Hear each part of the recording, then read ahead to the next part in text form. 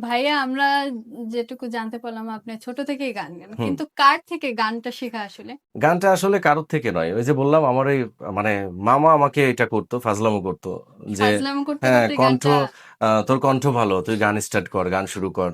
মানে আমি তো তখন ছোট। তো উনি হুম। আমার ঘাড়ের একপাশে ইয়ে করতো মানে গান প্লে করে দিত, একপাশে চাপ দিত, আমার ইসলামী সংগীত গাইতে হতো। ওইভাবেই আচ্ছা। আরকি গান শেখা, তালিম নেওয়া। ভবিষ্যতে সঙ্গীত নিয়ে আপনার পরিকল্পনা কি? আমার ভবিষ্যতে সঙ্গীত নিয়ে প্ল্যান যে এখনকার যে সঙ্গীত শিল্পী যারা আছেন, যাদের মৌলিক গান মার্কেট আউট হুম, হচ্ছে, দুদিন পরে তারা ভুলে যায়। মানে দর্শকদের মনে থাকে না। হুম। কিন্তু আমার এরকমই প্ল্যান সঙ্গীত নিয়ে যে গান যেন বেঁচে থাকে।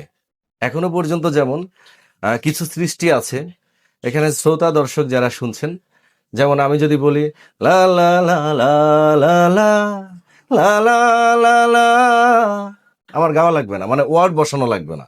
যারা দেখছেন তারা বলতে পারবে যে ওই লাইনটা কি ছিল। কোন গানের হ্যাঁ, ছিল? তো আমি চাই সৃষ্টি হবে এরকম, যে সৃষ্টি আজীবন বেঁচে থাকবে। আর এই সঙ্গীত সৃষ্টি হবে মানে যেটা সারা জীবন মানুষের মধ্যে বেঁচে থাকার গান হবে।